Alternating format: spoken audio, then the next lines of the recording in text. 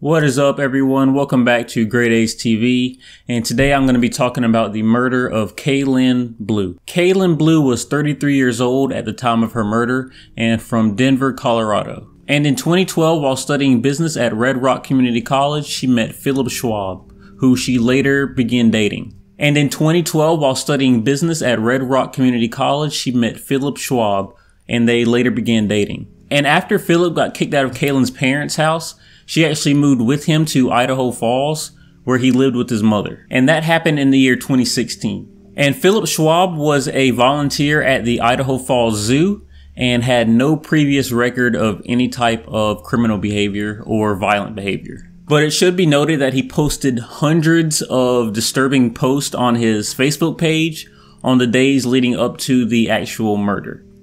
And through multiple interviews with Philip Schwab, detectives were actually able to come up with a pretty good timeline of when the murder occurred, how it occurred, and things of that nature. And the initial event that sort of put everything else into place happened a few days before the murder, actually, when Philip took a knife and put it in his dresser.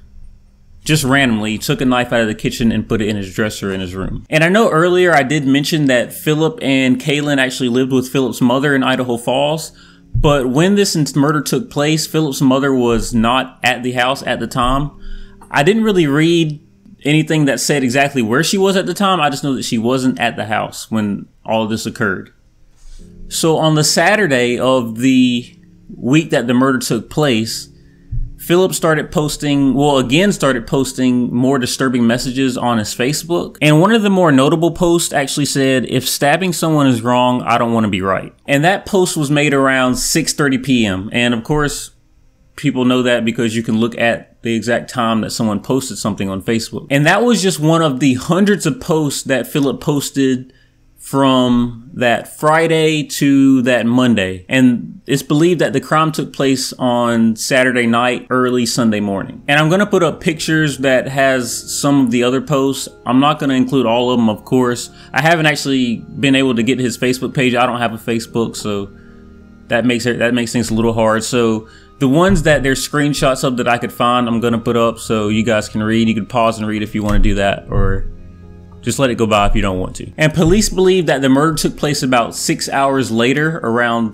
it initially took place around 12:30. That's when Blue and Philip were in bed. They were lying down in bed, and Blue was asleep at this time. Blue being Kaylynn Blue. Philip told police that Kaylynn moved a lot in her sleep, and she kind of like flung her arms and things of that nature. And on that night, while she was moving around, she actually unintentionally hit him a couple times, and that was sort of Philip's last straw. I personally believe that Philip already made it up in his mind that he was going to kill her at some point. You can look at the posts that he was making throughout that week before the murder. You can look at the fact that he put a kitchen knife in his dresser for just a random reason. I believe that it was somewhat premeditated, and he was more so looking for an excuse to do it, and her accidentally hitting him while she was asleep was his final straw. I mean, I get your girlfriend can kind of be annoying sometimes when you're in the bed together. She likes to take a lot of space. I'm speaking from experience, but it's definitely premeditated. I've never felt like killing someone because of it or anything like that. So I believe this is definitely very premeditated. It is. I want to mention that he does have a learning disability, a slight learning disability, but the family wasn't sure if it was ever actually diagnosed. So even with that, I'm pretty sure he knew what he was doing when he decided that he was going to kill her, but I just wanted to throw that in there. Philip Schwab actually said that once he got hit a couple of times, he actually got out of bed, grabbed the knife, and stabbed her in the throat.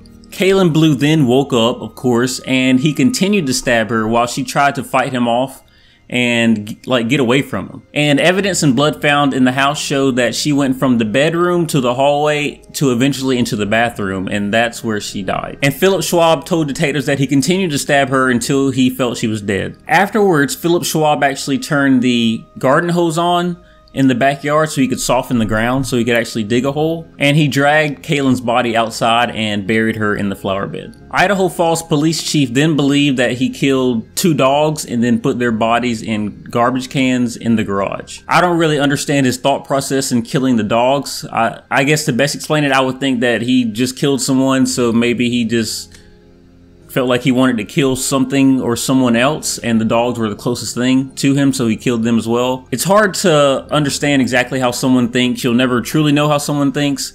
That's my best guess at maybe what he was thinking when he decided to also kill the dogs.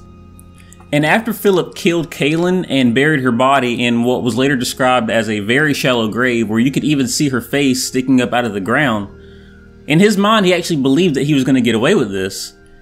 And it didn't last too long, because on Monday, Kaylynn's coworkers actually got pretty concerned with the fact that she didn't come to work, because she always came to work, and she would at least have called and told them she wasn't coming. So they got really concerned with that, and they actually ended up calling her family and asking them if they had talked to her or anything of that nature. And her family, of course, had no idea where she was. Her sister actually called Philip and asked him if he knew what was wrong with her sister or anything of that nature, and he told her that her car was missing and that he had no idea where she was.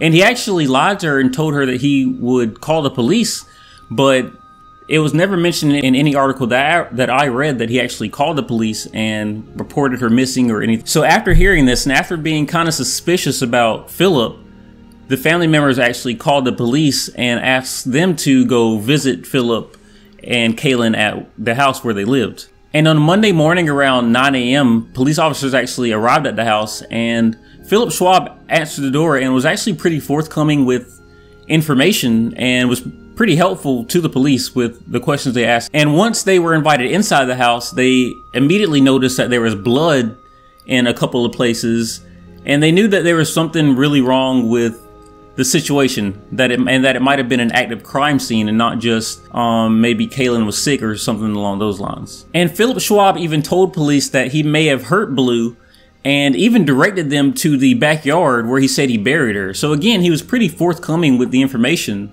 that he told them, which is really weird when you look at the post where he said that he was going to get away with murder and things of this nature. And of course, after the officers see this, they put Philip under arrest.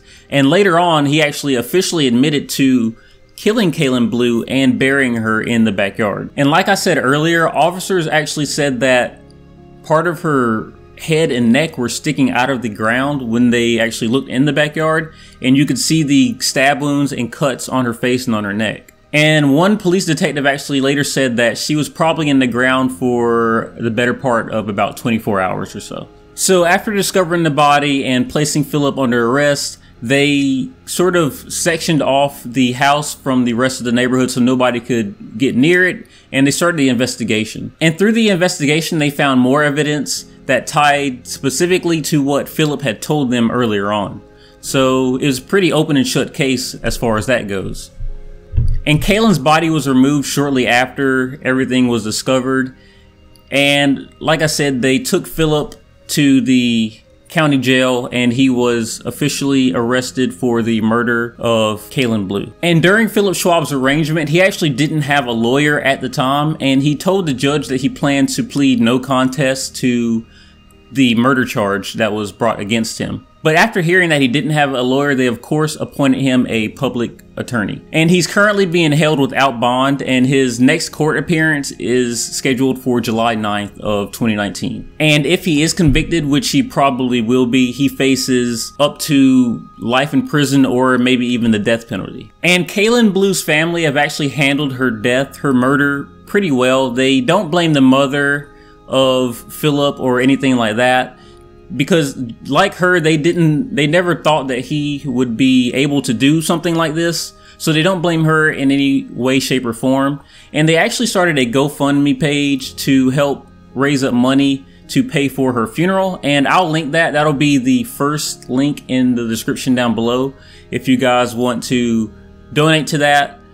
It's run by her sister. Her sister started the GoFundMe campaign, so you can be assured that it is going to be used in some way, shape, or form to help the family out. So if you guys want to donate to that, the goal is $10,000.